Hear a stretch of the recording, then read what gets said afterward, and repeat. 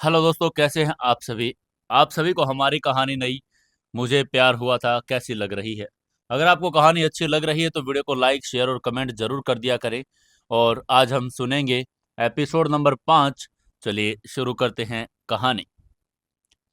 कबीर के पैरों तले की जमीन खिसक चुकी थी। उसे अपने बाप की दौलत और अपनी ताकत पर जो गुरूर था वह इस फटीचर लड़के के सामने ताश के पत्तों की तरह ढह गया था। उसने अपनी जेब से घबराकर फोन निकालने की कोशिश की ताकि वह अपने बाप के आदमियों को बुला सके, लेकिन इससे पहले कि कबीर का हाथ उसके फोन तक पहुंचता, लक्ष्य ने बिजली की तेजी से आगे बढ़कर कबीर की गर्दन को अपने मजबूत हाथों में दबोच लिया। लक्ष्य ने कबीर को इतनी जोर से पकड़ा कि कबीर के पैर जमीन से हवा में उठ गए। वो हवा में छटपटाने लगा। उसका चेहरा लाल पड़ने लगा था। उसकी आंखें बाहर की तरफ आने लगी थी। लक्ष्य का चेहरा कबीर के चेहरे के बिल्कुल करीब था। लक्ष्य की आंखों में अब कोई दया नहीं थी। वहां मौत का साया नाच रहा था। लक्ष्य की आवाज उस गली की खामोशी में किसी प्रेत की तरह गूंज रही थी। उसने अपनी सख्त आवाज में कहा, तूने कहा था ना कि यह दिल्ली है, तू यहाँ का भगवान है। तो सुन ले कबीर शेरगिल, आज से तेरा भगवान मैं हूँ। तू और तेरा बाप जिस सत्ता और दौलत की मलाई खा रहे हो ना, वो मेरी फेंकी हुई झूठन है। अगर मैंने चाह लिया तो कल सुबह का सूरज देखने से पहले तेरे बाप का सारा एम्पायर मिट्टी में मिला दूंगा। कबीर को समझ ही नहीं आ रहा था कि यह लड़का क्या कह रहा है, लेकिन लक्ष्य की आंखों में जो खौफ और जो सच्चाई थी कबीर की रूह को कपा रही थी। उसे लग रहा था कि वह आज सच में मर जाएगा।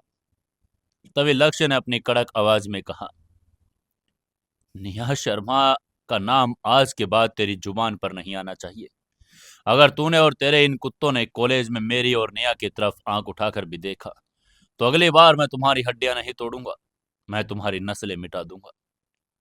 ये कहकर लक्ष्य ने कबीर को पूरी ताकत से जमीन पर पटक दिया।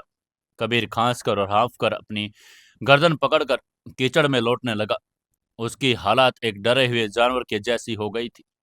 लक्ष्य ने अपनी फटी हुई शर्ट को ठीक किया, अपनी आस्तीन नीचे की और बड़े ही इत्मीनान से दीवार के पास रखा अपना बैकपैक उठाया। लक्ष्य ने अपना बैग कंधे पर टांग कर कहा, अपने इन कुत्तों को उठाओ और यहाँ से दफा हो जाओ। और याद रखना, यहाँ अगर कोई लड़ाई नहीं थी, यह मेरी इस तरफ से दी गई एक चेतावनी थी। यह कहकर वो बिना पीछे मुड़े उस अंधेरी गली से बाहर निकल गया। कबीर शेरगिल वहीं कीचड़ में पड़ा कांपता रहा। उसने आज तक जिंदगी में कभी इतना खौफ नहीं खाया था जितना आज इस गरीब स्कॉलरशिप व लड़के से खाया था। जब लक्ष्य अपने कमरे में पहुंचा तो उसके शरीर में काफी दर्द था। होठों से आ रहे खून को उसने पानी से धोया, लेकिन चेहरे पर एक गहरी संतुष्टि थी। आज उसने निया के प्यार के लिए अपनी जान दांव पर लगाई थी। उसने कबीर जैसे गुंडे को असली जगह उसकी दिखा दी, और वो बिना अपने मिश्रा ग्रुप के चेयरमैन होने के रुतबे के इस्तेमाल किए। ये जीत उसके अपने बाहुबल स्वाभिमान की जीत थी। लक्ष्य ने अपना लैपटॉप खोला। उसे दर्द तो हो रहा था, लेकिन काम नहीं रुकना चाहिए था। उसने मिस्टर सिंघानिया को मैसेज टाइप किया, प्रताप शेरगिल के सारे गैर कानूनी रियल एस्टेट प्रोजेक्ट, उनके बैंक खातों की डिटेल्स कल सुबह मेरी टेबल पर होनी चाहिए। अगर कबीर ने दोबारा सिर उठाने की कोशिश की तो मैं उसके बाप के पैरों के नीचे की जमीन खींच लूंगा। तभी उधर से सिंघानिया का जवाब आया, यस बॉस, काम शुरू हो गया है। उनका यह मैसेज पढ़ते ही लक्ष्य ने चैन की गहरी सांस ली। वो खटिया पर लेट गया और फोन उठाया निया का मैसेज देखने लगा। तभी उसने देखा निया का मैसेज आया था, पहुंच गई तुम, तुम्हारी फिक्र हो रही थी। गुड नाइट लक्ष्य, कल मिलते हैं। लक्ष्य के चेहरे पर वो सर्द और खूंखार भावना एक पल में पिघल गई। वहां एक बड़े ही कोमल और मासूम सी मुस्कान तैर गई। लक्ष्य ने जवाब टाइप करके कहा, हाँ निया, मैं बिल्कुल सुरक्षित पहुंच गया, कल मिलते हैं। वो बाहर दिल्ली की सर्द अब रात हो चुकी थी। कबीर शेरगिल का गरूर टूट चुका था। एलिट क्लास की साजिशें नाकाम हो चुकी थी। लक्ष्य और निया का यह अनोखा रिश्ता अब एक ऐसे मजबूत मुकाम पर पहुंच गया था जिसे कोई बाहरी ताकत नहीं तोड़ सकती थी। लेकिन लक्ष्य जानता था कि सबसे बड़ा तूफान तो अभी आना बाकी था। वो तूफान जब पता चलेगा कि उसका गरीब और साधारण लक्ष्य असल में भारत का सबसे बड़ा और सबसे ताकतवर अरबपति है। फिलहाल इस रात की खामोशी में सिर्फ प्यार की जीत का सुकून था। दिल्ली यूनिवर्सिटी के उस विशाल और हरे भरे कैंपस में अब सर्दियां पूरी तरह से अपने पैर पसार चुकी थी। सुबह की हल्की हल्की धुंध पेड़ों से छनकर आती सुनहरी धूप के बीच लक्ष्य और निया का रिश्ता अब एक ऐसी गहरी और खामोश समझ की तरफ बढ़ रहा था जिसे बयां करने के लिए शब्दों की जरूरत नहीं थी। वक्त के साथ उनकी दोस्ती ने एक खूबसूरत मोड़ ले लिया था। निया की सादगी और उसकी नेक सोच ने लक्ष्य के दिल में जो जगह बनाई थी अब वो आकर्षण नहीं बल्कि एक गहरा रूहानी इश्क बन चुका था। दोनों का हर दिन एक दूसरे की मुस्कुराहट से शुरू होता, एक दूसरे के ख्यालों में वो खत्म हो जाता। उस दिन दोपहर का वक्त था। इकोनॉमिक्स का लंबा और उबाऊ लेक्चर खत्म होने के बाद लक्ष्य और निया कॉलेज के उस पुराने शांत और एकांत पार्क में टहल रहे थे। यह पार्क कैंपस की भीड़ भाड़ से थोड़ा दूर था और जहां अक्सर ऊंचे पेड़ों की छांव में बैठकर वो दुनिया भर की बातें किया करते थे। निया ने आज बहुत ही साधारण सा पीच रंग का सूती सूट पहना था जिसके साथ उसने सफेद रंग का दुपट्टा ओढ़ा था। उसके चेहरे पर हमेशा की तरह एक असीम शांति थी। वो चलते चलते लक्ष्य को किसी अंतरराष्ट्रीय आर्थिक नीति के बारे में बता रही थी और लक्ष्य जो खुद पर्दे के पीछे से उन नीतियों को प्रभावित करने की ताकत रखता था एक मासूम सी स्टूडेंट की तरह उनकी बातों का ध्यान से सुनाई दे रहा था। निया ने अपने बालों की एक लट को कान के पीछे करके कहा, लक्ष्य, मुझे लगता है कि हम रूरल इकोनॉमी को मजबूत कर लें तो हमारे देश की आधी से ज्यादा समस्या खुद ब खुद खत्म हो जाएगी। आगे से लक्ष्य ने उस गहरी भूरी आंखों में देखकर हल्की सी मुस्कान के साथ जवाब दिया, तुम बिल्कुल सही कह रही हो निया। असल विकास ऊंची इमारतों में नहीं बल्कि उन खेतों और गांव की पगडंडियों में होता है जहां से इस देश की धड़कन चलती है। दोनों एक दूसरे की आंखों में खोए हुए थे। उनके बीच की दूरियां सिमट रही थी। हवाओं में एक अनकहा सा प्यार घुलने लगा। लक्ष्य का मन कर रहा था वो इसी पल निया का हाथ अपने हाथ में ले ले और उसे बता दे कि वो उसे कितना प्यार करता है। वो उसे बताना चाहता था कि वो कोई गरीब लड़का नहीं बल्कि मिश्रा ग्रुप का चेयरमैन है जो उसकी सादगी पर अपना पूरा एम्पायर लुटा सकता है। लेकिन इससे पहले कि लक्ष्य कुछ कह पाता, अचानक उसके जेब में रखे उस पुराने कीपैड वाले फोन में एक तेज बीप की आवाज आई। ये मैसेज टोन थी।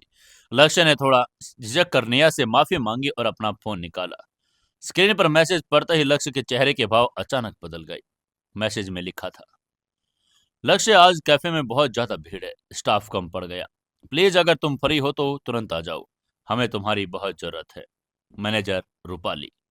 ये नॉर्थ कैंपस के ठीक बाहर एक मशहूर कैफे द विंटेज बीन्स से था। वही कैफे जहां लक्ष्य अपने सबसे बुरे दिनों में यानी जब उसके पास खाने के पैसे भी नहीं थे पार्ट टाइम काम करता था। लक्ष्य एक अरबपति अब बन चुका था। उसके लिए वेटर का काम करना कोई मजबूरी नहीं थी। वो चाहता तो उस कैफे को और उस पूरी इमारत को बल्कि उस पूरी सड़क को एक झटके में खरीद सकता था। लेकिन लक्ष्य अपने अतीत और बुरे वक्त को भूला नहीं था। उसे याद था कि जब वो भूखा होता तो उस कैफे की मालकिन और वहां के स्टाफ ने कभी उसे भूखे पेट सोने नहीं दिया। उन्होंने लक्ष्य की गरीबी का मजाक भी नहीं उड़ाया बल्कि उसे हमेशा इज्जत दी और काम दिया। उस कैफे के लोगों का लक्ष्य पर एक एहसान था। लक्ष्य मिश्रा के असूलों को एहसान फरामोशी की कोई जगह नहीं थी और जब उसे लक्ष्य की जरूरत थी तो उन्हें मना कैसे कर सकता था। इसलिए लक्ष्य ने फोन जेब में रखा और निया की तरफ देखकर कहा, निया, मुझे माफ करना, मेरा एक बहुत जरूरी काम आ गया। कैफे से मैसेज आया है, वहाँ स्टाफ की कमी है, उन्हें मेरी मदद चाहिए, मुझे जाना होगा। उसके बाद सुनकर आगे से निया ने बिना किसी शिकायत के बहुत ही समझदारी भरी मुस्कान के कहा, अरे इसमें माफी कैसी लक्ष्य, काम सबसे पहले होता है, तुम जाओ, मैं भी लाइब्रेरी जाकर पहले असाइनमेंट पूरे कर लेती हूँ, हम शाम को फोन पर बात करेंगे। निया की यही समझदारी लक्ष्य को उसकी ओर भी ज्यादा दीवानी बना देती। उसने निया को अलविदा कहा और तेज कदमों से कैफे की तरफ निकल पड़ा।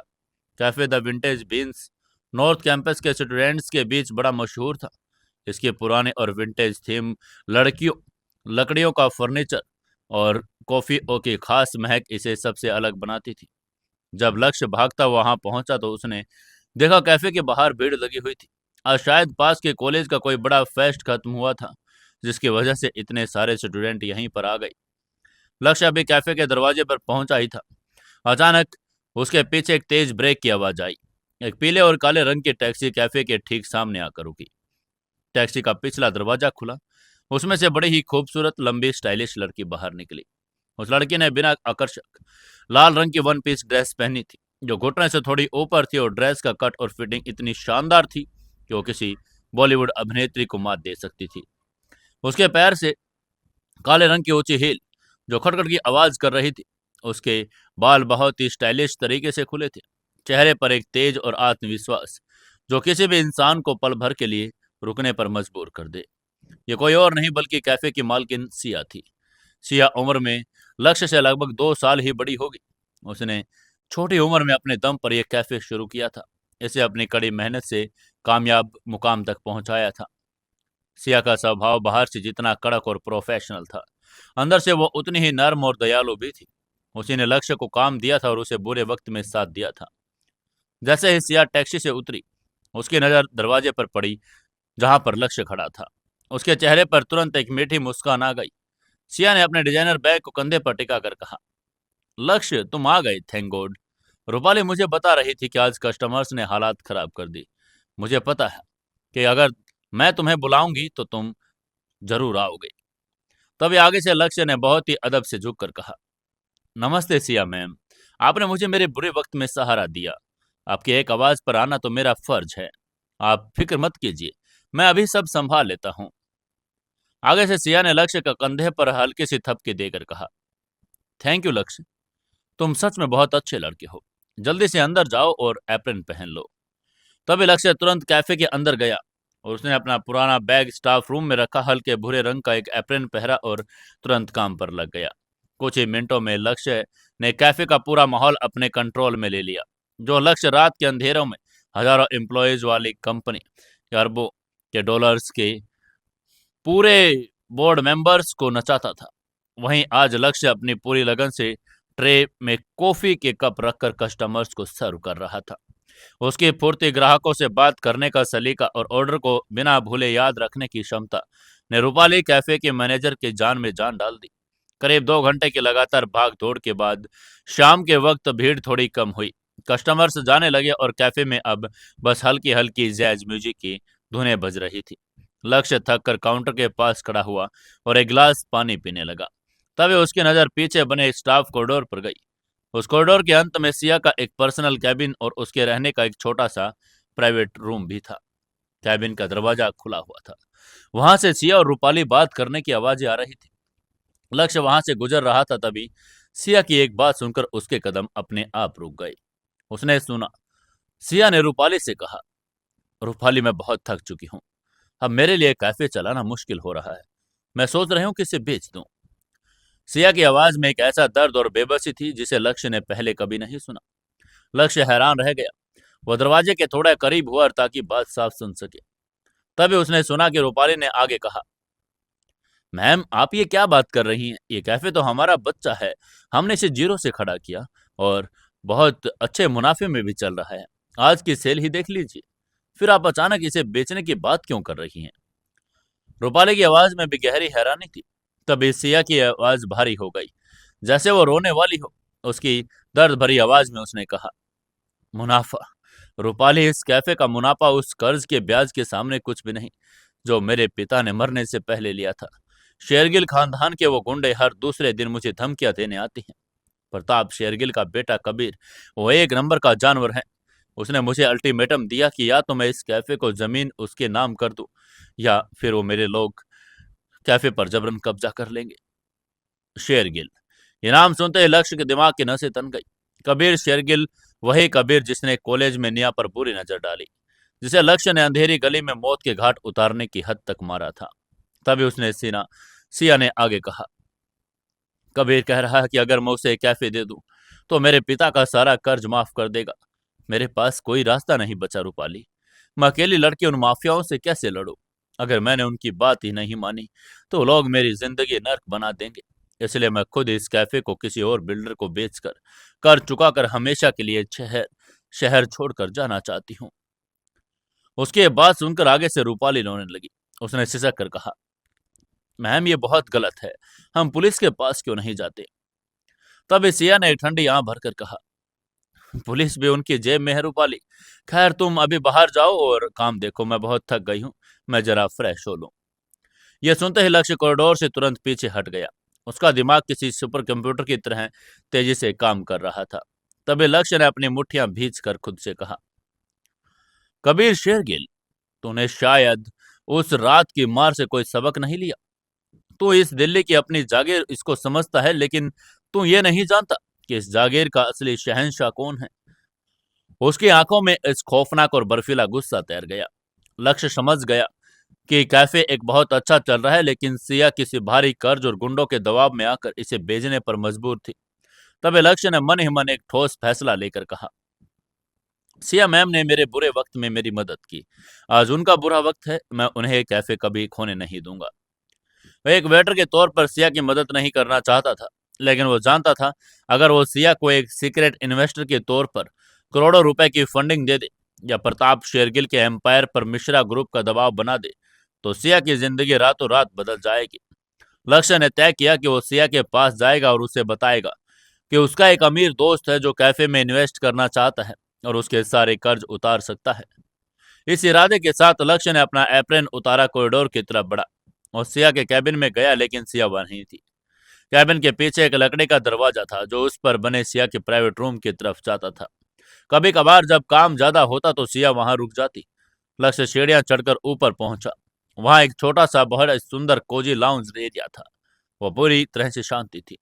तभी लक्ष्य को पानी के गिरने की छप छप आवाज सुनाई दी। लाउंज एरिया से जुड़ा हुआ एक बहुत ही शानदार बाथरूम था। अंदर शावर चल रहा था। लक्ष्य ठिठक गया। उसे समझ आ गया कि सिया नहाने गई है। एक शरीफ और संस्कारी लड़के की तरह लक्ष्य को उसी वक्त वहां से वापस चले जाना चाहिए था, लेकिन उसके दिमाग में सिया की परेशानी, कबीर शेरगिल को उससे बचाने की बात भी इतनी गहरी हावी थी कि वो वहीं खड़ा रह गया। उसने सोचा कि वो बाहर इस लाउंज में बैठकर सोफे पर जाएगा और वहां से सिया के बाहर आने का इंतजार करेगा। लक्ष्य सोफे की तरफ मुड़ा ही था। अचानक बाथरूम के अंदर से पानी गिरने की आवाज बंद हो गई। बाथरूम का दरवाजा जो शायद ठीक से बंद नहीं था, हल्का सा खुला हुआ था। तभी अंदर से सिया की आवाज आई। उसने जोर से पूछा, रूपाली, रूपाली, क्या तुम ऊपर हो? यह आवाज सुनते ही लक्ष्य घबरा गया। वो एकदम से बुत बनकर खड़ा हो गया। उसे समझ ही नहीं आया कि वो क्या जवाब दे। अगर वो बोलता तो सिया चौंक जाती कि एक लड़का उसके प्राइवेट रूम में क्या कर रहा है। लक्ष्य ने सोचा कि वो चुपचाप दबे पांव वहां से नीचे चला जाएगा, लेकिन सिया ने फिर दोबारा से कहा, रूपाली यार प्लीज सुनना, मैं जल्दी जल्दी में अपना टॉवल बाहर सोफे पर भूल गई हूँ, प्लीज मुझे टॉवल पकड़ा दे। सिया ने आवाज में थोड़ी सी झुंझलाहट तो थी। उसकी यह बात सुनकर लक्ष्य की सांस गले में अटक गई। उसने नजर घुमाकर देखा। सोफे के किनारे पर एक सफेद रंग का तौलिया रखा था। लक्ष्य के हाथ पैर सुन पड़ गए। वह एक ऐसी अजीबोगरीब और शर्मनाक स्थिति में फंस गया था जिसकी उसने सपने में कल्पना नहीं की थी। अगर वो तौलिया उठाकर देता तो सिया उसे देख लेगी। अगर वो नहीं देता, तभी सिया ने एक बार फिर चिल्लाकर कहा, रूपाली तू बहरी हो गई है क्या? मुझे पता है तुम बाहर ही है, मैंने कदमों की आवाज सुनी थी। ये कहकर सिया अब सच में गुस्से में थी। वहीं लक्ष्य अभी खामोश खड़ा था। उसका पूरा शरीर पसीने से भीगने लगा था। उसने अपनी आंखें जोर से बंद कर ली। उसने पीछे मुड़ने की कोशिश की, लेकिन सिया का सब्र टूट चुका था। उसे लगा रूपाली जानबूझकर उसे परेशान करने के लिए कोई मजाक कर रही है। उसने धीरे से बड़बड़ा कर कहा, तुझे तो मैं अभी बताती हूँ। और फिर बाथरूम का लकड़ी का दरवाजा एक झटके से खुला। सिया ये सोचकर कि उसकी फीमेल मैनेजर रूपाली बिना झिझक के, बिल्कुल बिना कपड़ों के बाथरूम से बाहर लाउंज में आ गई। उसके भीगे हुए लंबे बाल कंधों पर चिपक कर पानी टपका रहे थे। उसकी गोरी त्वचा पर पानी की बूंदें किसी मोती की तरह चमक रही थी। सिया गुस्से से बाहर आते हुए बोली, रूपाली तुझे मजाक सूझ रहा है? लेकिन ये शब्द उसके होठों पर जम गई। सामने रूपाली नहीं, लक्ष्य खड़ा था। कमरे में एक ऐसा सन्नाटा छा गया जो उसके बम के फटने से पहले का होता है। वक्त जैसे ठहर गया। लक्ष्य की आंखें फटी गई। एक मिली सेकंड के लिए उसने नजर सिया के बड़े हसीन और बेपर्दा जिस्म पर पड़ी। एक युवा लड़के के लिए दृश्य किसी बिजली के झटके से कम नहीं था। लेकिन जैसे ही सिया को एहसास हुआ सामने उसकी मैनेजर नहीं बल्कि उसका मेल एम्प्लॉय लक्ष्य खड़ा है, उसकी आंखें खौफ, शर्म और गुस्से में चौड़ी हो गई। सिया ने अपने दोनों हाथों को शरीर को छुपाने की कोशिश की और उसके गले में एक ऐसी जोरदार, दिल दहला देने वाली चीख निकली जिसने उस कमरे की दीवार को कपा दिया। वो जोर से चिल्लाई। उसकी ये चीख सुनते ही उसकी ये चीख सुनते ही सारा लक्ष्य सुन पड़ गया। उसकी जमीर और उसका सम्मान तुरंत हावी हो गया। उसने पलक झपकते ही अपनी आंखें कसकर बंद कर ली और दीवार की तरफ अपना चेहरा घुमा लिया। लक्ष्य ने दीवार की तरफ मुंह करके घबराहट और शर्म में कांपती हुई आवाज में चिल्लाकर कहा, ma'am ma'am I am so sorry, मुझे माफ कर दीजिए, मैंने मैंने कुछ नहीं देखा। वहीं सिया घुटनों के बल बैठ गई। उसने अपने पास पड़े कुशन से खुद को ढक लिया। वो गुस्से और शर्म के मारे कांप रही थी। वही सिया ने रोकर चिल्ला कर कहा, तुम्हारी हिम्मत कैसे हुई यहाँ ऊपर आने की? बाहर जाओ, गेट आउट फ्रॉम हियर लक्ष्य, गेट आउट।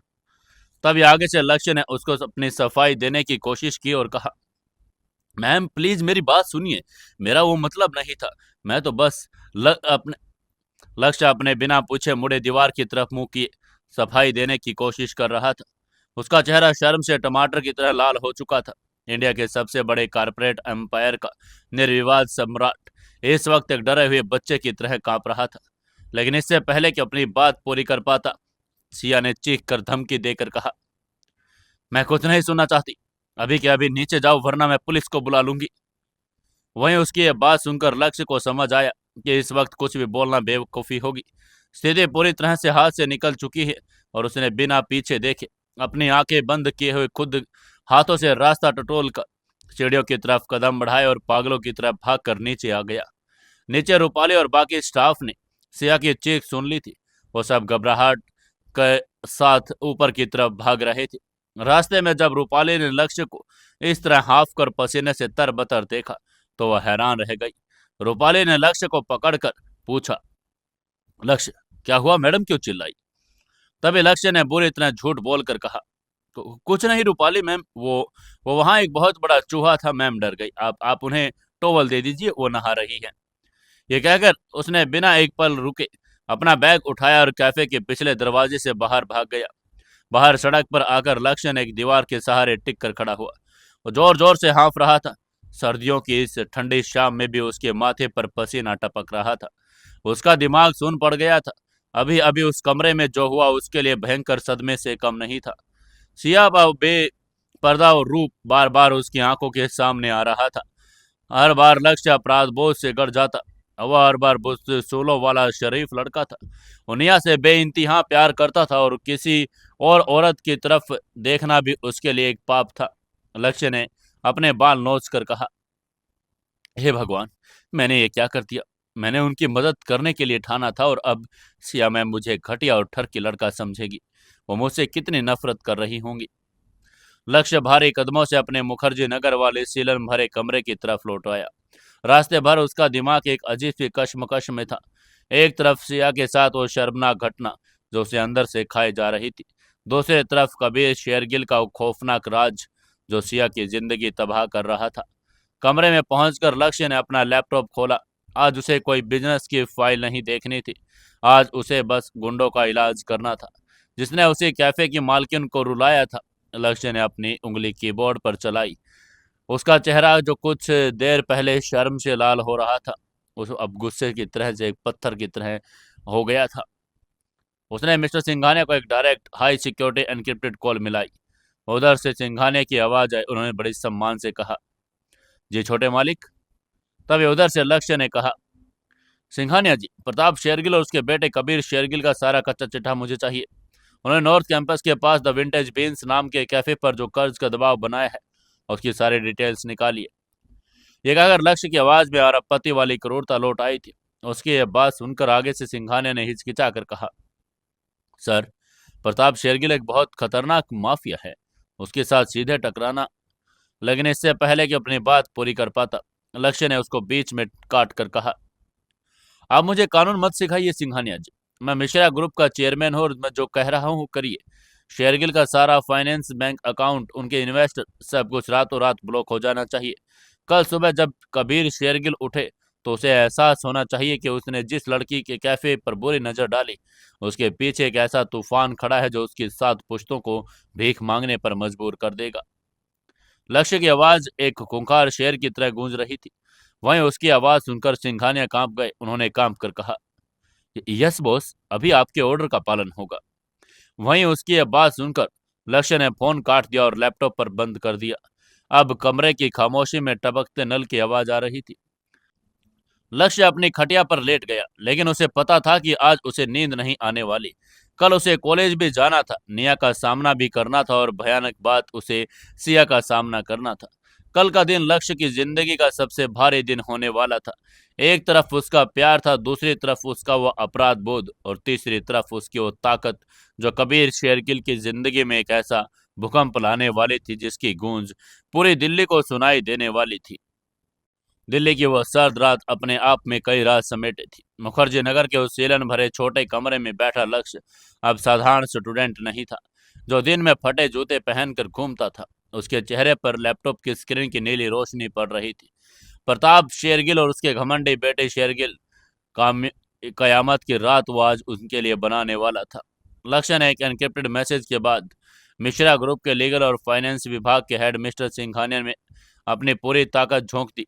रात के करीब ठीक 2 बजे जब शेरगिल एम्पायर की जड़ें काटी जा रही थी, तभी लक्ष्य ने अपने फोन लाइन पर कहा, सिंघानिया जी, प्रताप शेरगिल के कितने प्रोजेक्ट्स अभी मार्केट के कर्ज पर चल रहे हैं?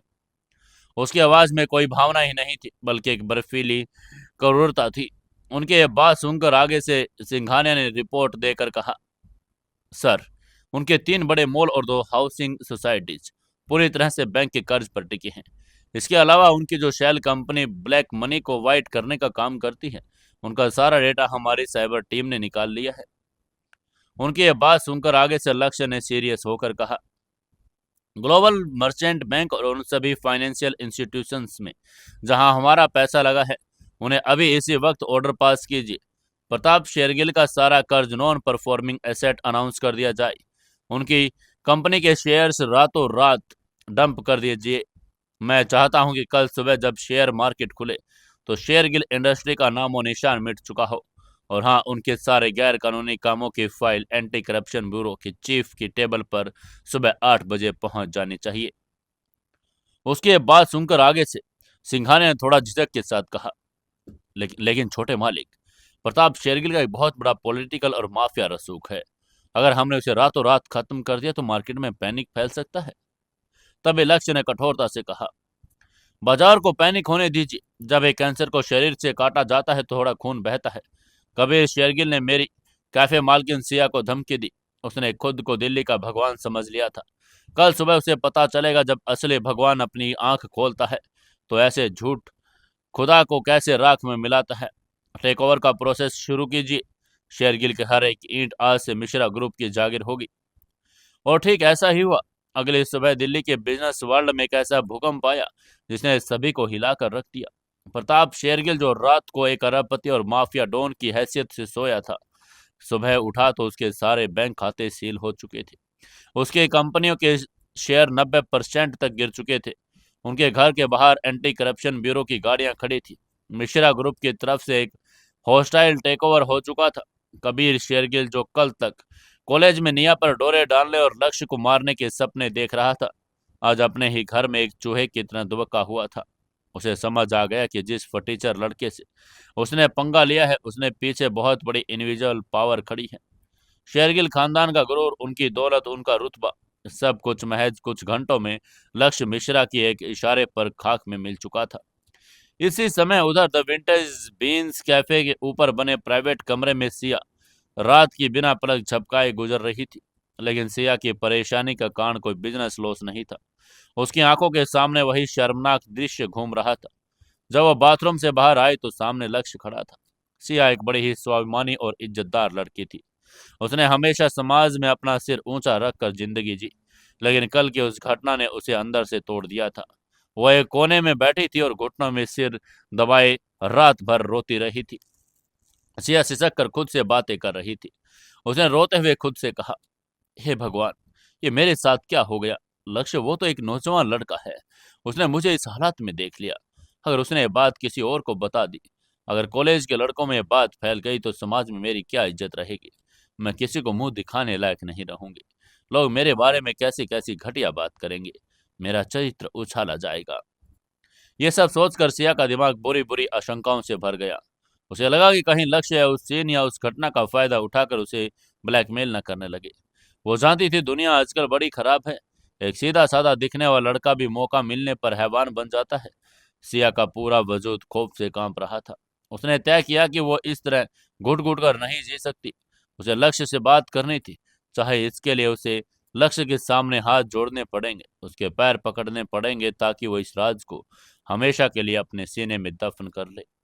इसलिए उसने सुबह सुबह, जब कैफे के सभी कस्टमर्स के लिए वो ओपन ही नहीं हुआ, तो सिया ने लक्ष्य को एक मैसेज भेजा। उसमें लिखा था, लक्ष्य, मुझे तुमसे तुरंत मिलना है। कैफे के पीछे वाले वीआईपी लाउंज में आ जाओ, किसी को बताना मत। वहीं उधर लक्ष्य ने मैसेज पढ़ा और तुरंत सिया से मिलने के लिए कैफे के लिए निकल पड़ा। वो रास्ते भर यही सोच रहा था कि वो सिया को बताएगा कि उसने शेरगिल एम्पायर को खत्म कर दिया, इसलिए अब उसको चिंता करने की कोई जरूरत नहीं। लेकिन साथ ही वो सोच रहा था, वो सिया का सामना कैसे करेगा। कल वाली घटना के बाद उसको भी सिया का सामना करने में शर्म आ रही थी।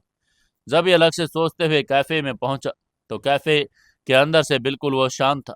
कुर्सियां अभी भी मेज के ऊपर ही रखी हुई थी। मैनेजर रूपाली अभी तक नहीं आई थी। लक्ष्य भारी कदमों से कैफे के पीछे वाले प्राइवेट वीआईपी लाउंज की तरफ बढ़ गया। उसने अपना मन भारी किया हुआ था। वो सिया का सामना करने से कतरा रहा था, जिस औरत को वो अपनी बड़ी बहन समझता था, और वो आज उसके सामने इस हालत में कैसे पहुंच सकता था। लक्ष्य फिर भी ऐसी सिचुएशन में फंस गया था। उसकी मानसिक यातना उसे बार बार यही परेशान कर रही थी। लक्ष्य ने धीरे से लाउंज का दरवाजा खोला। उसने देखा अंदर सिया सोफे पर बैठी है। उसकी आंखें सूजी हुई थी, चेहरा उतरा हुआ था। आगे से लक्ष्य को देखते ही सिया अचानक अपने जगह से खड़ी हुई। वो कांप रही थी। वहीं उसके सामने जाकर लक्ष्य ने नीची नजरें कर ली।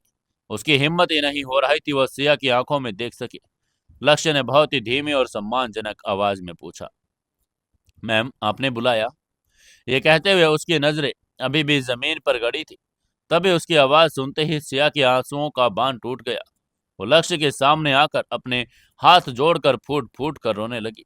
सिया ने सिसक कर वो लक्ष्य के आगे हाथ जोड़कर कहा, लक्ष्य, लक्ष्य प्लीज, मैं तुम्हारे आगे हाथ जोड़ती हूँ। मैं तुम्हारे पैर पकड़ने को तैयार हूँ। कल जो भी हुआ वो एक भयानक गलती थी। प्लीज भगवान के लिए बात किसी को मत बताना। मेरी इज्जत मिट्टी में मिल जाएगी लक्ष्य, लेकिन लोग मुझे जीने नहीं देंगे। अगर तुम चाहो तो मैं तुम्हें पैसे दे सकती हूँ। तुम जो मांगोगे मैं दूंगी, लेकिन प्लीज मुझे बर्बाद मत करना। उसकी ये बात सुनकर लक्ष्य का दिल छलनी हो गया। एक इज्जतदार औरत का समाज के डर से इस तरह गिड़गिड़ाना उसे अंदर से चीर रहा था। वो तुरंत आगे बढ़ा। उसने छुआ नहीं लक्ष्य, और उसने सिया को बड़ी इज्जत और सम्मान से कहा, मैम प्लीज आप ये क्या कर रही हैं? अपने हाथ नीचे कीजिए। एक अगर लक्ष्य की आवाज में एक अजीब सी तड़प और गहरा सम्मान था। तभी लक्ष्य ने अपनी नजर उठाई और सिया की रोती हुई आंखों में बड़ी ही पवित्रता से देखकर आगे कहा, सिया मैम, आप मुझे क्या समझ रही हैं? आपने मेरे सबसे बुरे वक्त में मेरी मदद की। जब मैं भूखा रहता था तब आपने मुझे खाना खिलाया। आप मेरे लिए एक बड़ी बहन की तरह हैं। आप मेरे लिए देवी ही हैं। कल जो भी हुआ एक बड़ा बुरा हादसा था, और मैं आपको अपने माता पिता की कसम खाकर कहता हूँ, कल मेरी आंखों ने जो भी देखा वो उसी वक्त मेरी याददाश्त से हमेशा के लिए मिट चुका है। इस दुनिया में हवा के एक झोंके को भी ये पता नहीं चलेगा कि उस कमरे में क्या हुआ था। मेरी जान चली जाएगी, लेकिन मेरे मुंह से एक शब्द नहीं निकलेगा। ये कहते हुए लक्ष्य ने अपनी आंखों में इतनी सच्चाई और इतना दर्द दिखा, सिया को यकीन हो गया कि यह लड़का कोई ब्लैकमेलर या घटिया इंसान नहीं। सिया के सीने पर एक बहुत बड़ा बोझ हट गया। वहीं वो सोफे पर धम से बैठ गई। एक राहत की सांस लेकर अपने आंसू पोंछने लगी। सिया ने गहरी सांस लेकर कहा, थैंक यू लक्ष्य, थैंक यू सो मच। तुम सच में बहुत अच्छे इंसान हो। आगे से लक्ष्य थोड़ी दूरी पर एक कुर्सी पर बैठ गया। उसने कुर्सी पर बैठ गया, मैम, मुझे भी आपसे माफी मांगनी है। मुझे उस वक्त बिना बताए ऊपर नहीं आना चाहिए था। दरअसल मैं आपके कैबिन के बाहर से गुजर रहा था। मैंने रूपाली मैम के साथ आपकी बातें सुन ली थी। मुझे पता चल गया था कि प्रताप शेरगिल और उसका बेटा कबीर आपको परेशान कर रहे हैं। आप अपना ये कैफे बेचने वाली हैं। उसके बाद सुनकर सिया का चेहरा फिर से उदास हो गया। उसने मायूस होकर कहा, हाँ लक्ष्य, वो लोग बड़े ताकतवर हैं। मैं उनसे नहीं लड़ सकती। उसकी उदासी देखकर, उसकी यह बात सुनकर लक्ष्य के चेहरे पर एक बहुत ही सूक्ष्म लेकिन खौफनाक मुस्कान आ गई। उसने मुस्कुरा कर कहा, आपको अब उनसे लड़ने की जरूरत भी नहीं है मैम। प्रताप शेरगिल और कबीर शेरगिल अब इस लायक ही नहीं रहे कि वो किसी को धमकी दे सकें। उसकी यह बात सुनकर आगे से सिया ने हैरानी से लक्ष्य की तरफ देखकर कहा, क्या मतलब? तभी लक्ष्य ने रिपोर्ट करके कहा, आज सुबह की खबर देखी मैं, शेरगिल परिवार का सारा बिजनेस, उनके सारे प्रॉपर्टी रातों रात किसी बड़ी कंपनी ने टेक ओवर कर ली। प्रताप शेरगिल के सारे अकाउंट सील हो चुके हैं और उनके खिलाफ एंटी करप्शन ब्यूरो ने अरेस्ट वारंट जारी किया है। अब वो लोग अपनी जान बचाकर भाग रहे हैं। आपका कैफे अब पूरी तरह सुरक्षित है। उसकी यह बात सुनकर सिया ने तुरंत अपना फोन निकाला और न्यूज चेक की। वाकई हर न्यूज पोर्टल पर प्रताप शेरगिल की बर्बादी की खबर चल रही थी। सिया को अपनी आंखों पर यकीन ही नहीं हो रहा था। जो माफिया कल तक दिल्ली पर राज करता था, वो रातों रात कैसे खत्म हो गया। इसलिए सिया ने अवाक होकर पूछा, ये चमत्कार कैसे हो गया। तभी लक्ष्य ने बहुत ही सहजता से झूठ बोलकर कहा, मैम, भगवान के घर देर है अंधेर नहीं। बुराई का अंत एक दिन ऐसे ही होता है। अब आपको अपना एक कैफे बेचने की जरूरत नहीं, आप आराम से अपना बिजनेस चलाइए। लेकिन लक्ष्य की बात सुनकर सिया के चेहरे पर खुशी नहीं आई। उसके चेहरे पर अभी भी एक गहरा खौफ और मायूसी थी। उसने अपना सिर ना में हिलाकर कहा, नहीं लक्ष्य, शेरगिल तो एक मोहरा था। मेरी बर्बादी की असल वजह वो नहीं। मैं फिर भी ये कैफे नहीं चला पाऊंगी, मुझे ये शहर छोड़कर जाना ही होगा। उसकी बात सुनकर लक्ष्य की भौहें छूट गई। उसे समझ ही नहीं आया कि ये बात क्या हुई है। शेरगिल खत्म हो गया, फिर भी सिया क्यों डर गई। इसलिए लक्ष्य ने सिया पर जोर देकर कहा, मैम आप ये क्या कह रही हैं। अब कौन सी परेशानी आ गई, आप मुझे बताइए, मैं आपकी पूरी मदद करूंगा। आगे से सिया ने बेबसी से कहा, तुम मेरी मदद नहीं कर सकते लक्ष्य। तुम एक सीधे साधे स्टूडेंट हो, तुम नहीं जानते मैं किस दलदल में फंसी हूँ। कुछ लोग ऐसे होते हैं जिनका कोई कानून कोई नियम नहीं होता। मैं तुम्हें इन सब में घसीटना नहीं चाहती। हालांकि लक्ष्य ने बार बार जोर दिया। उसने कई बार सिया से सच्चाई उगलवानी चाही, लेकिन सिया का खौफ इतना गहरा था, उसने अपना मुंह कसकर बंद कर लिया। वो किसी भी कीमत पर लक्ष्य को सच्चाई नहीं बताना चाहती थी। लक्ष्य और सिया अभी उस वीआईपी लाउंज में बात कर ही रहे थे। तभी बाहर कैफे के मेन हिस्से में कुछ जोर जोर से हंसने, कुर्सियां पटकने और गाली गलौज करने की आवाजें आने लगी। कैफे अभी खुला भी नहीं था, लेकिन आवाजें ऐसी थी जैसे किसी जबरदस्ती जैसे कब्जा कर लिया हो। तभी सिया का चेहरा उन आवाजों को सुनते ही पीला पड़ गया। उनकी आंखें में एक आतंक छा गया, जैसे उसने साक्षात मौत को देख लिया हो। उसके हाथ पैर कांपने लगे। सिया ने घबरा कर पूछा, वो आ गए, वो लोग आ गए। उसकी यह घबराहट देखकर लक्ष्य अपनी जगह से खड़ा हो गया। उसने अपनी आंखें सिकोड़ कर कहा, कौन कौन आ गए मैम, कौन है ये लोग। लेकिन आगे से पीछे उसने कोई जवाब नहीं दिया। वो मेन कैफे की तरफ भागे। लक्ष्य भी उसके पीछे पीछे गया। तभी कैफे के अंदर का नजारा देखकर लक्ष्य की आंखों में खून उतर आया। कैफे के बीचों बीच रखी सबसे बड़ी और वीआईपी टेबल पर 5-6 लड़के बैठे थे। ये कोई आम कॉलेज के स्टूडेंट नहीं थे। उनके चेहरे पर एक जंगलीपन, बदमाशी और अजीब सा घमंड था। उनके शरीर पर महंगे लेकिन भड़कीले कपड़े थे, गले में मोटी सोने की चेन, हाथों में बेसबॉल बैट और नुकीले हथियार।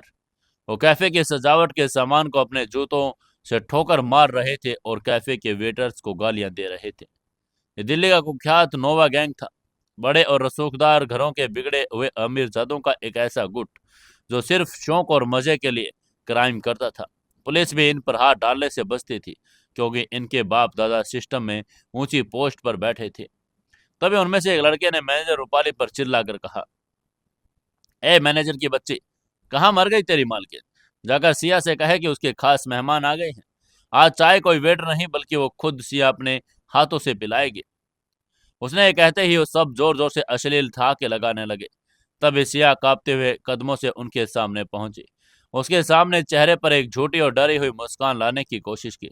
सिया ने अपनी कांपती हुई आवाज को संभाल कर कहा, जी आप लोग क्या लेंगे, मैं अभी आपका ऑर्डर लेकर आती हूँ। उसके बाद सुनकर आगे से उस गैंग के एक लड़के ने, जिसने लाल रंग की चमकीली जैकेट पहनी थी, वो कुर्सी से उठा और वो सिया के बिल्कुल करीब आया। उस लड़के ने बड़े भद्दे तरीके से सिया को ऊपर से नीचे तक घूर कर कहा, अरे सिया डार्लिंग, इतनी सुबह सुबह तेरा ये खूबसूरत चेहरा देखकर तो हमारी थकान मिट जाती है। ये कहते हुए उसने अचानक सिया का हाथ पकड़ लिया और उसे अपनी तरफ खींच कर कहा, सुना है तू कैफे बेच कर जा रही है। अरे पगली, जब तक हमारा सुल्तान भाई यहाँ है तू दिल्ली छोड़कर कैसे जा सकती है। तभी आगे से सिया ने घबरा कर अपना हाथ छुड़ाने की कोशिश करके कहा, प्लीज मेरा हाथ छोड़िए, मुझे काम करने दीजिए। लेकिन तभी उनमें से एक दूसरे लड़के ने सिया के कंधे पर गंदे तरीके से हाथ फेर कर कहा, अरे छोड़ेंगे कैसे, सुल्तान भाई ने कहा है कि जब तक तू उनकी बात नहीं मानती तब तक हम रोज यहाँ आकर तेरी ऐसे ही सेवा करेंगे। उनके घिनौनी बातें और हरकतें देखकर सिया डर के मारे रोने लगी। वो पांचों लड़के सिया को घेर चुके थे। उसके पास बालों को छूने की कोशिश कर रहा था तो कोई उसके दुपट्टे को खींच रहा था। ये सब देखकर कैफे का सारा स्टाफ डर के मारे कोने में दुबक गया था। कोई भी उन रईसजादे गुंडों के खिलाफ बोलने की हिम्मत नहीं कर रहा था। वही लक्ष्य जो अब कुछ दूरी पर खड़ा ये सब देख रहा था। उसको ये सब देखकर पूरी बात समझ में आ गई। सिया का असली खौफ प्रताप शेरगिल नहीं था। प्रताप शेरगिल तो सिर्फ जमीन का भूखा था, लेकिन जो नोवा गैंग का लीडर सुल्तान था वो सिया का दीवाना था। सुल्तान एक ऐसे खूंखार और सनकी इंसान था जो सिया को पाना चाहता था। वो रोज अपने इन गुंडों को सिया को परेशान करने के लिए भेजता ताकि सिया टूट जाए और हार मानकर सुल्तान की बाहों में गिरे। यही वो जलालत और डर था जिसकी वजह से सिया अपना एक करोड़ों का कैफे कौड़ियों के भाव बेचकर भागना चाहती थी। ये सब समझकर, सामने का दृश्य देखकर लक्ष्य की मुट्ठियां इतनी जोर से कस गई कि उसकी उंगलियों के पोर सफेद पड़ गए। उसकी गर्दन की नसें तन गई। एक औरत को सरेआम जलील किया जा रहा था, वो भी उस औरत को जिसने लक्ष्य को अपनी बहन माना। इसलिए लक्ष्य ने अपनी दांत पीस कर कहा, अय बहुत हो गया। तभी उधर से लाल जैकेट वाले लड़के ने सिया की कमर में हाथ डालने की कोशिश करके कहा, ए लड़की, सीधे सीधे सुल्तान भाई की गाड़ी में बैठ जा, वरना हम इस पूरे कैफे को आग लगा देंगे। लेकिन इससे पहले कि वो लड़के का हाथ सिया तक पहुंचता, हवा को चीरता हुआ एक मजबूत हाथ आया और उसने उस लड़के की कलाई को हवा में दबोच लिया। यह पकड़ इतनी सख्त और फौलादी थी कि लड़के के चेहरे की हंसी तुरंत गायब हो गई। लड़के ने दर्द में तिलमिलाकर पीछे मुड़कर देखकर कहा, ओह छोड़ बे, कौन है तू? उसके सामने कोई और नहीं बल्कि लक्ष्य खड़ा था। वही पुरानी उधड़ी हुई शर्ट और फटे जूते, लेकिन उसकी आंखों में इस वक्त कोई शराफत नहीं थी। वहां सिर्फ और सिर्फ यमराज का साया था। लक्ष्य ने उस लड़के की आंखों में देखकर एक सर्द और खौफनाक आवाज में कहा, जिन हाथों से दूसरों की इज्जत पर हाथ डाला जाता है उन्हें काटना मुझे बड़े अच्छे से आता है। और उसी के साथ लक्ष्य ने उस लड़के की कलाई को पूरी ताकत से घुमा दिया, जिसकी वजह से कट कट की आवाज आई और लड़के की हड्डी टूट गई, जिसकी वजह से वो जमीन पर गिरकर पागलों की तरह चीखने लगा था। वहीं यह सब देखकर चारों लड़के एक पल के लिए सन रह गए। एक फटीचर सा वेटर दिखने वाला लड़का उनके दोस्त का हाथ तोड़ चुका था। नोवा गैंग पर आज तक किसी ने आंख उठाने की हिम्मत नहीं की और भिखारी ने सीधा हाथ डाल दिया। अपने गैंग की इज्जत बचाने के लिए एक लड़के ने अपना बेसबॉल का बॉल उठाया और वो दौड़ लगाकर चिल्लाकर बोला, कमीने, मारो इस साले को, जिंदा मत छोड़ना इसे। ये देखकर सिया चीख पड़ी। उसने चिल्लाकर कहा, लक्ष्य भागो यहाँ से, ये लोग तुम्हें मार डालेंगे। लेकिन लक्ष्य अपनी जगह पर एक इंच भी नहीं ला। उसने बचपन में ही अपने पापा से मार्शल आर्ट की ट्रेनिंग ली थी, इसलिए जैसे वो अपना बेसबॉल और हवा में लहराते हुए लक्ष्य के सिर पर वार करने आया, लक्ष्य ने बहुत ही सफाई से नीचे झुककर बैट हवा में खाली निकाल दिया और लक्ष्य ने अपने पूरे शरीर का वजन इस्तेमाल करके एक जोरदार मुक्का उस लड़के की पसलियों में जड़ दिया। उसका मुक्का इतना जोरदार था कि लड़के के मुंह से खून की उल्टी निकली और वह कैफे की कांच की मेज पर जा गिरा। मेज चकनाचूर हो गई। कांच के टुकड़े पूरे कैफे में बिखर गए। तीन बचे बाकी लड़के एक साथ लक्ष्य पर टूट पड़े। एक ने जेब से चाकू निकाल लिया और दूसरे ने हाथ में बियर की खाली बोतल। इसी के साथ कैफे के अंदर का नजारा किसी खौफनाक एक्शन फिल्म के अंदर बदल चुका था। लेकिन लक्ष्य के चेहरे पर कोई शिकन नहीं थी। वो हर एक वार को ऐसे रोक रहा था जैसे कोई पेशेवर कातिल हो। तभी चाकू वाले लड़के ने जैसे लक्ष्य के पेट पर वार किया, लेकिन लक्ष्य ने तेजी से साइड हटकर उस लड़के के हाथ से अपना हाथ रखा और हवा में उछलकर सीधे लकड़ी के काउंटर पर दे मारा। काउंटर का भारी लकड़ी का हिस्सा टूट गया और लड़का वहीं पर बेहोश हो गया। ये सब देखकर बियर की बोतल वाला लड़का डर के मारे पीछे हटने लगा। तभी आगे से लक्ष्य धीरे धीरे उसके करीब बढ़ा। उसको अपनी तरफ आता देखकर लड़का कांप कर पीछे की तरफ खिसक रहा था। उसने लक्ष्य को धमकाने की कोशिश करके कहा, तू तू जानता नहीं है तूने किससे पंगा लिया? सुल्तान भाई तुझे जमीन में काट देंगे, तेरा नामो निशान मिटा देंगे। लेकिन आगे से लक्ष्य ने डरने के बजाय उस लड़के की गर्दन पर एक हाथ से उसे दबोचा और उसे हवा में उठा दिया। लक्ष्य ने उस लड़के की आंखों में मौत का खौफ भर कर कहा, तेरे सुल्तान से कहना कि अगर उसने इस कैफे की तरफ या सिया की तरफ आंख उठाकर भी देखा तो मैं उसकी सल्तनत को शमशान में बदल दूंगा। और ये कोई धमकी नहीं, ये मेरा वादा है। ये कहते हुए लक्ष्य ने उस लड़के को पूरी ताकत से कैफे के शीशे वाले दरवाजे की तरफ फेंक दिया। दरवाजा चकनाचूर हो गया और लड़का सड़क पर जा गिरा। सिर्फ 3 मिनट के अंदर नोवा गैंग के 5 खूंखार गुंडे, जिनके नाम से पूरा नॉर्थ कैंपस कांपता था, आज द विंटेज बीन्स कैफे के फर्श पर खून से लथपथ होकर करहा रहे थे। किसी का हाथ टूट गया था और किसी की पसलियां तो कोई दर्द के मारे बेहोश हो गया था। वहीं लक्ष्य अपनी शर्ट से झटका। वो लड़ाई में थोड़ी और वो शर्ट फट गई थी। उसने पास पड़े एक नैपकिन से अपने हाथ पर लगा खून पोंछा और सिया की तरफ मुड़ा। दूसरी तरफ सिया फर्श पर बैठी हुई थी। उसके दोनों हाथ मुंह पर थे और अपनी आंखें फटी थी। वही खौफ, सदमे और हैरानी से एक अजीब से भंवर में फंस गई थी। यह वो सीधा साधा शर्मिला लक्ष्य नहीं था जिसने कुछ देर पहले वीआईपी लाउंज में उसे देखा था। यह तो खूंखार दरिंदा लग रहा था जिसने बिना पलक झपकाए 5 आदमियों की हड्डियां तोड़ दी। तभी लक्ष्य ने बहुत ही कोमल आवाज में पूछा, मैम, मैम आप ठीक तो हैं? ये कहते हुए उसकी आवाज कुछ सेकंड पहले जो खौफनाक आवाज के बिल्कुल विपरीत थी। तभी आगे से सिया ने कांप कर सिर हिलाया। वो अभी सदमे में ही थी। वहीं जो लड़के होश में थे वो किसी तरह रैंक कर अपने बेहोश साथियों को घसीट कर कैफे से बाहर भागने लगे। तभी जाते जाते उस लाल जैकेट वाले लड़के ने मुड़कर कहा, तूने अपनी मौत को बुलावा दे दिया फटीचर। सुल्तान तुझे जिंदा जला देगा। और ये लक्ष्य को धमकी देने के बाद वो अपनी गाड़ियों में बैठकर वहां से भाग निकले। उनके वहां से निकल जाने के बाद कैफे में अब सिर्फ टूटे हुए कांच, पलटी हुई कुर्सी और खामोशी का राज था। रूपाली और बाकी स्टाफ किसी तरह बाहर आए और कैफे को समेटने लगे। सिया अभी अपनी जगह पर बुत बनकर बैठी थी। उसकी आंखों में आंसू रुकने का नाम नहीं ले रहे थे। लेकिन ये आंसू खुशी के नहीं थे, वो ये बड़े खौफ के आंसू थे। तभी लक्ष्य सिया के पास गया और घुटनों के बल बैठ गया। उसने सिया के पास बैठकर कहा, मैम, आपको रोने की जरूरत नहीं। वो लोग चले गए, अब आपको कोई परेशान नहीं करेगा। उसके बाद सुनकर आगे से सिया ने घबरा कर रोकर अपना सिर पकड़ कर कहा, तुमने ये क्या कर दिया लक्ष्य? तुमने बहुत बड़ी गलती कर दी। तुम नहीं जानते वो सुल्तान कौन है। वो एक राक्षस है। तुमने आज उसके आदमियों को मारा और वो अब तुम्हें न छोड़ेगा और न ही मुझे। वो हम दोनों को मार डालेगा। ये कहते हुए सिया का शरीर थर थर कांप रहा था। सुल्तान का आतंक उसके दिमाग में इतना गहरा था कि उसे लक्ष्य की यह बहादुरी सिर्फ एक बेवकूफी लग रही थी जो अब उनकी मौत का कारण बनने वाली थी। तभी आगे से लक्ष्य ने आश्वस्त करने की कोशिश करके कहा, मैम, कुछ नहीं होगा मैम, मैं हूं ना। आगे से बात सुनकर सिया चीख पड़ी। उसने चिल्ला कर कहा, नहीं लक्ष्य, तुम नहीं जानते। वो लोग बहुत खतरनाक है। मुझे यहाँ से जाना होगा। मुझे अभी के अभी यहाँ से जाकर छपना होगा। सिया इतनी ज्यादा खौफजदा थी कि उसे वहां एक पल भी रुकना सुरक्षित नहीं लग रहा था।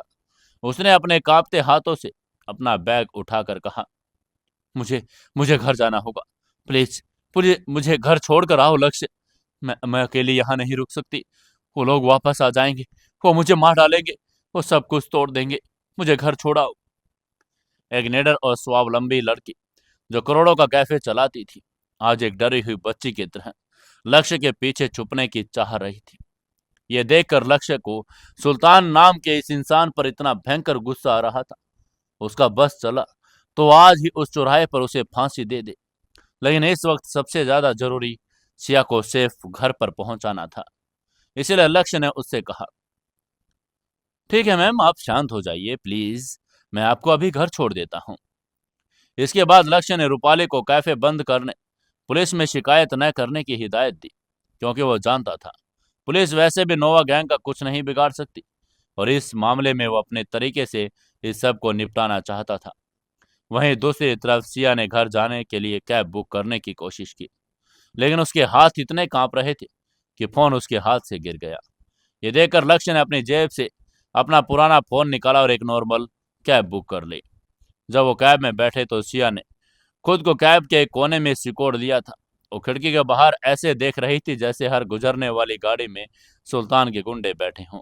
जो उनका पीछा कर रहे हैं, और रास्ते में बहुत ही खामोशी रही।